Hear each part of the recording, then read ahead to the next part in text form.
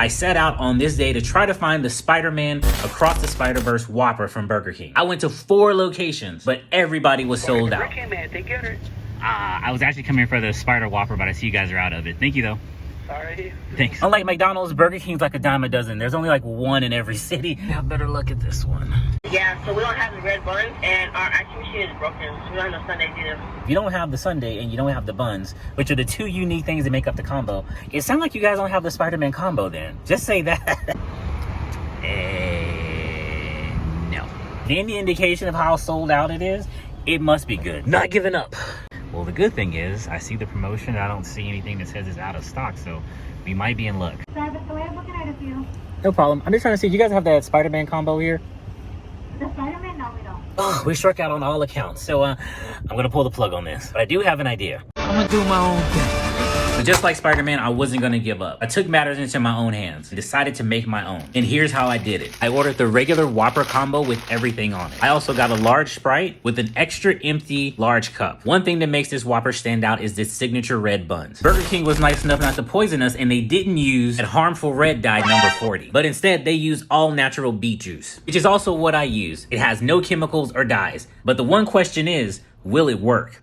I began coating this bun slowly with droppers full of this veggie juice, hoping that I wasn't ruining a good burger. It was pretty satisfying watching the beet juice be absorbed into all sides of the bun, kind of like watching the Carnage symbiote attached to its host. I was very careful not to flood the bun and add juice to certain areas slowly. Once I was happy with the results, I didn't want a soggy bun, so I wrapped it in foil, stuck it in the air dryer on a low heat for about 2 minutes. That gave me time to create the next thing they were out of, the cups. Instead of just making Miles Morales on this, I decided to add the new character, Spider-Man 2029, Miguel from the upcoming movie. I used a pencil to sketch out the designs, and then used different color Posca pens to bring these 2 characters to life.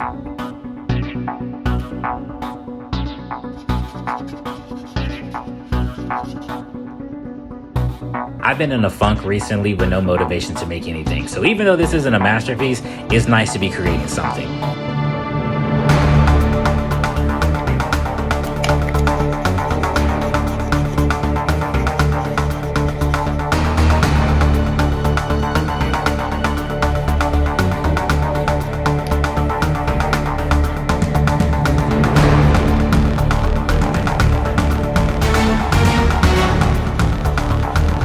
The first Spider-Verse movie was so unique and so original. I love the glitch effect that they had throughout the entire movie, so I wanted to add those elements to this design.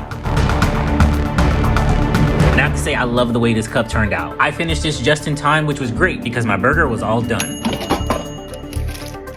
And here we have it, guys. Spider-Man Across the Spider-Verse Art Box Burger King Whopper Combo. What do you guys think? I have to say, it looks pretty good, but how will it taste? Now that we have this all done, let's see what this actually tastes like. Let's take a look at the burger itself. I'm actually surprised. Of course, it's not as red as the official one, but it's pretty close. And putting it in the air fryer for a little bit definitely helped the bun from getting soggy. We got the fries here. I'll put them in the air fryer too. I couldn't get the official cup, so I just made one myself. We have Miles Morales Spider-Man, and we have the new Spider-Man 2099. I think his name is Miguel. Can't wait to see him in action on the big screen. Now, the one thing I was able to get was the Spider-Man sundae. It was like it's vanilla ice cream with some kind of sweet treats on top. I don't know if those are gonna be nerds or pop rocks, but we'll find out. Let's see how it tastes. I don't know about you guys, but I like to eat my fries first. Fries are good, have just enough salt on them. Now for the burger.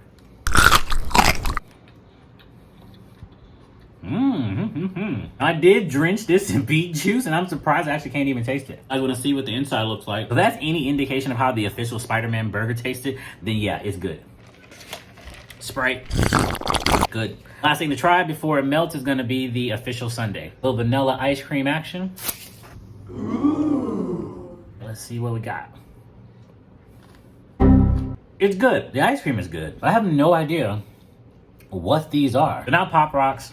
They're not nerds. They almost taste like cereal. Ice cream, I give it an 8 out of 10 because it is good. Fries, 10 out of 10. They actually have some really good fries. And as far as the burger, since I made it, 10 out of 10. Well, guys, that'll do it for this video. I really hope you enjoyed it. And even though it was a wild ride, I'm kind of happy I went through everything I did trying to find this burger because it forced me to come home, get creative, and make my own. Doing this definitely got my creative juices flowing. I already have some new projects that I'm thinking about. So if you guys want to see those, be sure to like this video and subscribe so you don't miss it. I'm going to finish munching on this, and I'll catch you guys in the next video. Can't stop me now.